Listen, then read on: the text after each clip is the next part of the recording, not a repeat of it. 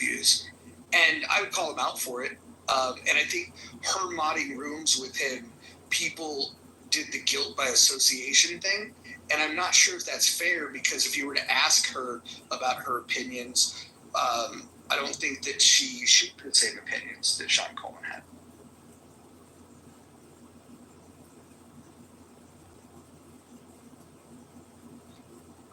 Can be very quirky. You know, Monica, Ann, and myself have had this very weird dichotomy of our friendship. We have been friends, we have been enemies, we have been frenemies, and we have been friends again. There's like this long historic dynamic with the three of us, and she's definitely an acquired taste for some.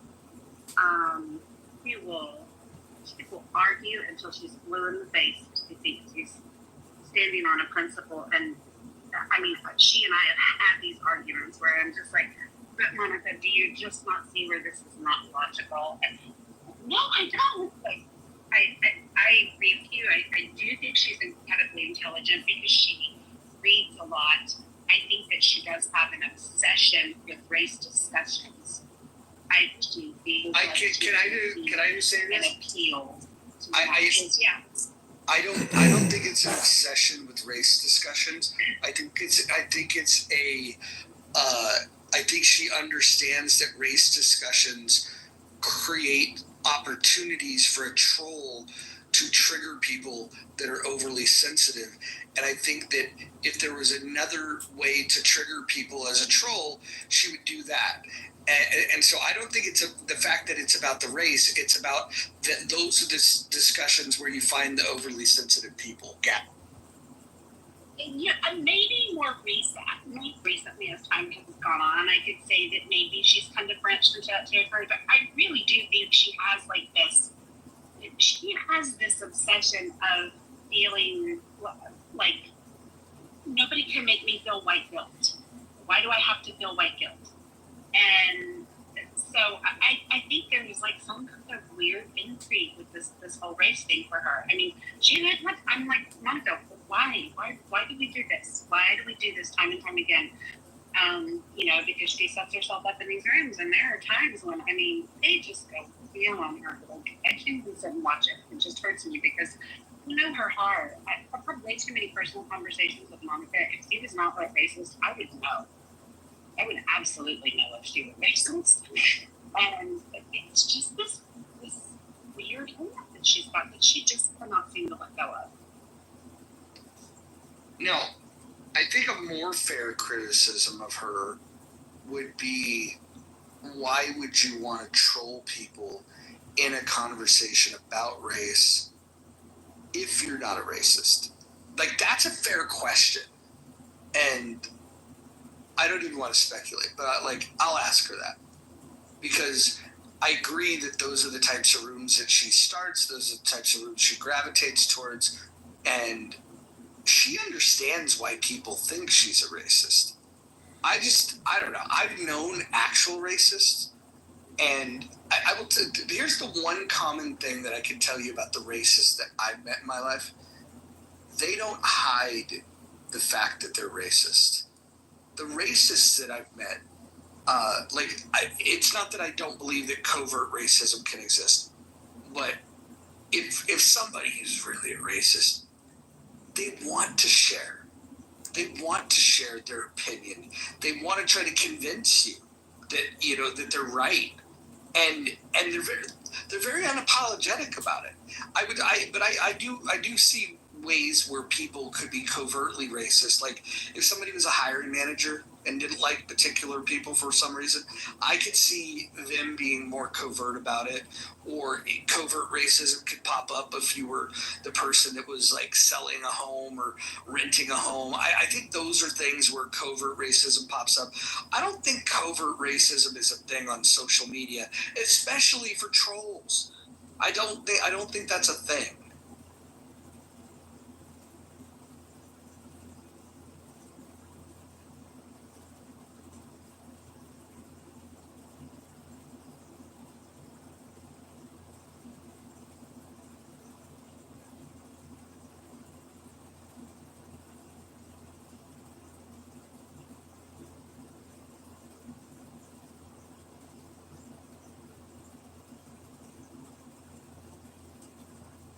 you know, with Victoria here, I don't know how we're going to continue. We need Victoria.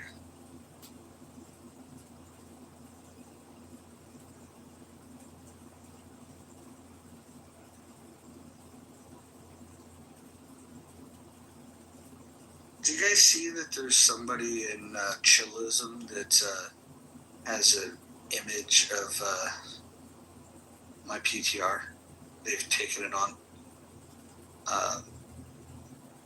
Do any of you go into Chillism? Anyone? Brad, I knew you go there. Occasionally. Yeah, I go in there. Yeah, there's somebody named Nathan that is using my image as his PTR.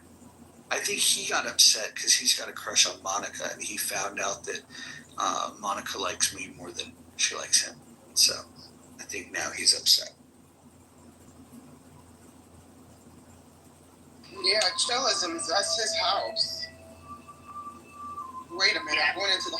He has your PTR right now? We're going into the hallway to see. That's craziness.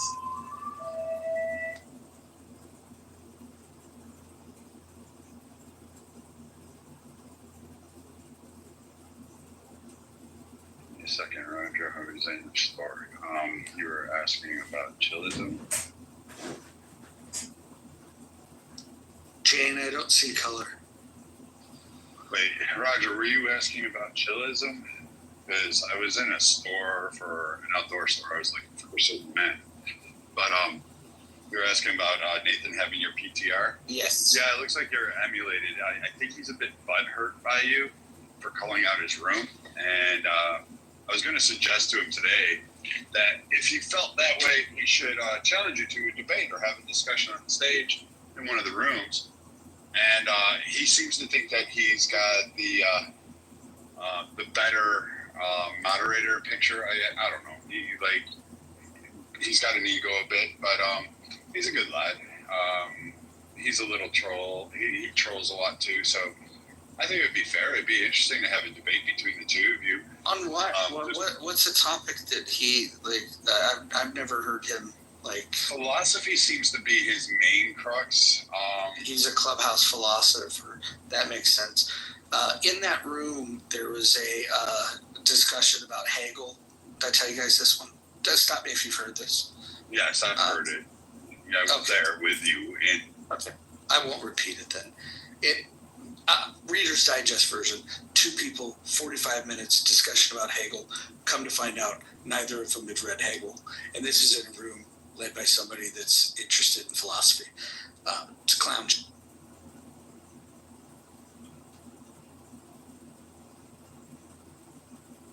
But yeah, tell Nathan if he ever wants to come into a well-moderated room, he's welcome to come over. I will. I'll tell him. I think he should. I think it'd be interesting. I think. Some of his other mods love it over here. Tally loves it over here, and yeah. Like the political correctness crew. That mod crew pretty much came from Chillism.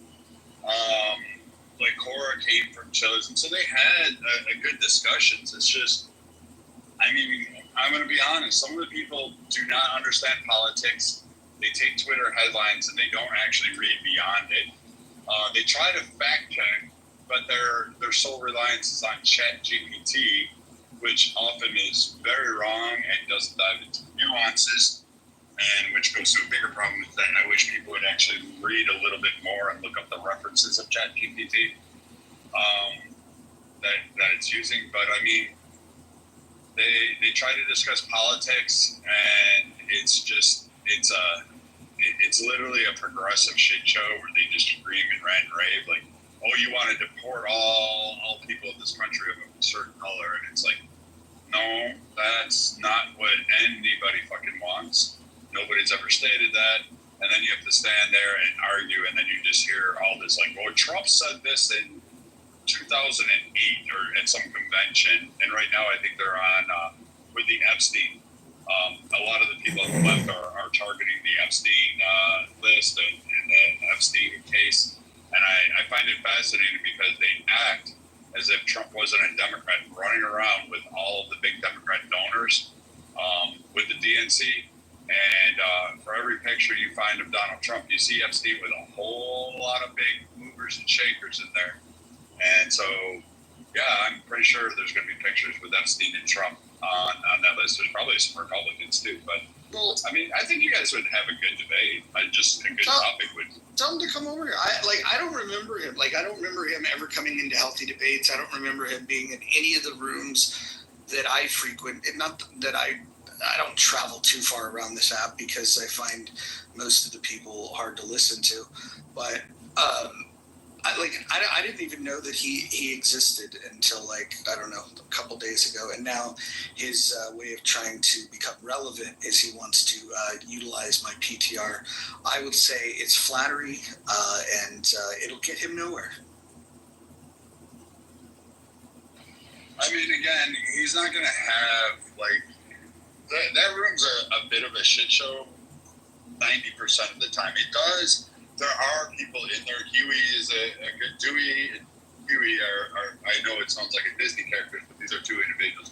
They're very much a great contributor to a discussion. They can go into the details. They can talk about it from topics, mostly on political, but they can go down it. You've got some that have experience with law enforcement. They were officers. They have their own views and nuances on it. Don't necessarily agree with all of them, but they can articulate it and point to disparities or point to issues and then concede on points where they're showing that, hey, this isn't necessarily the case. So there are some good people that pop in there from time to time. It's just there are others that just dominate the stage, and you can't. Arguing with them is like trying to change paint on a wall to a different color by screaming at it. It's just an exercise in futility. Yeah, I don't bother arguing with them, but after listening to them argue about who had the better understanding of Hegel, 45-minute discussion, I went up there and I asked them a few basic questions.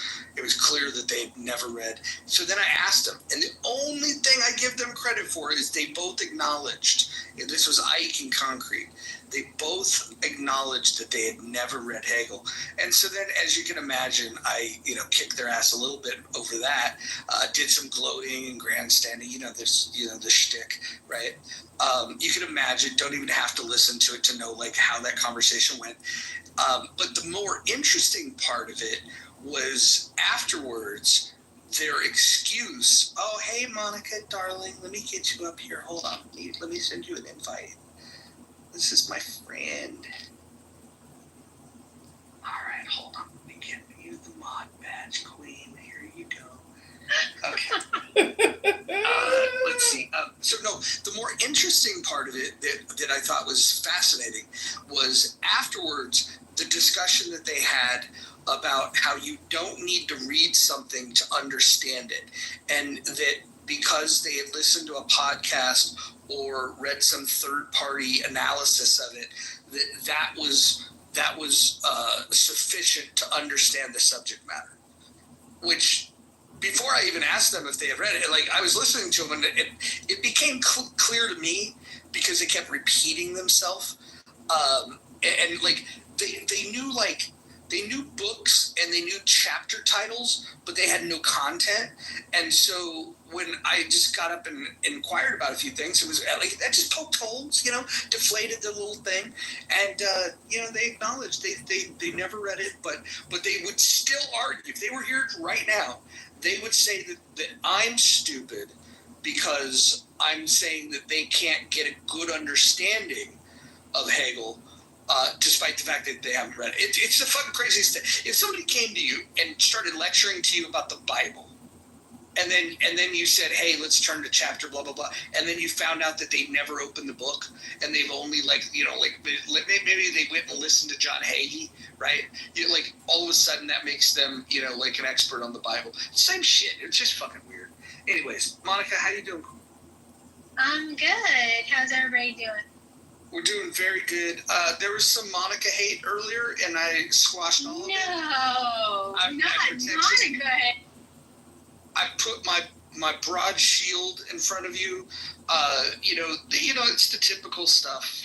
Monica's a racist, and then we ask for evidence. We've got one piece of evidence that was submitted. It's Hakima's PTR. Isn't it cute serendipity? Isn't it funny? Oh, it's so cute. Hey, don't frame the argument that I was calling her racist. You was making an argument people said she was racist, and you asked me to put this PTR up. So I did not just to try to prove That is true. Hey, thank you. This is true.